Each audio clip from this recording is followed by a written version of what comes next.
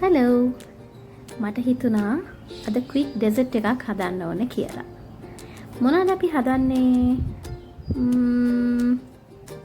හරි මතක් වුණා එකක්. මමත් මේ රෙසිපි එක දැක්කේ පේජ් එකක. ඉතින් මටත් හිතුණා try කරලා බලන්න ඕන කියලා.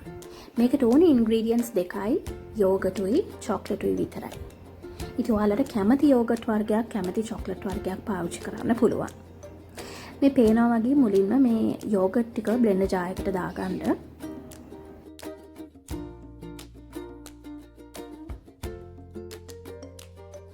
ඊට පස්සේ අපි ගත්ත චොක්ලට් කෑලි කෑලි වලට කඩලා ඒ බ්ලෙන්ඩ් එකටම දාගන්න.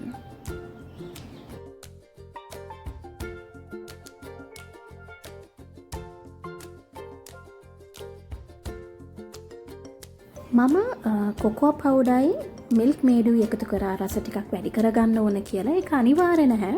ඔයාලට තියෙනවා නම් ඒව පාවිච්චි කරන්න පුළුවන්.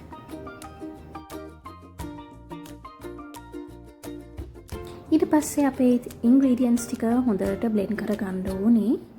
blend කරගත්තට පස්සේ මේ විදිහට dessert cups වලටම දාන්න පුළුවන්. නැත්නම් ඔයාලා හදන ප්‍රමාණය අනුව ඔයාලට bowl එකක් උනත් use කරන්න පුළුවන්.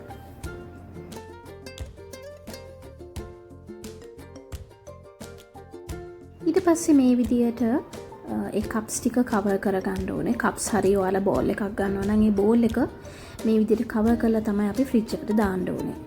ෆ්‍රිජ් එකේ පැය 4-5ක් වගේ තිබ්බට ප්‍රශ්නයක් නැහැ. මේ තියෙන්නේ අපේ සෙට් වුණ පුඩින් එක. මේ බලන්න එක හොඳටම සෙට් වෙලා තියෙනවා.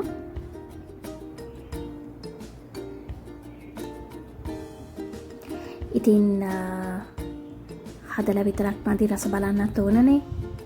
මං ඉතින් රසත් බැලුවා. ඉතින් ඔයාලත් මේ රෙසිපි එක try කරලා රස කොහොමද කියලා මටත් කියන්නකෝ. bye.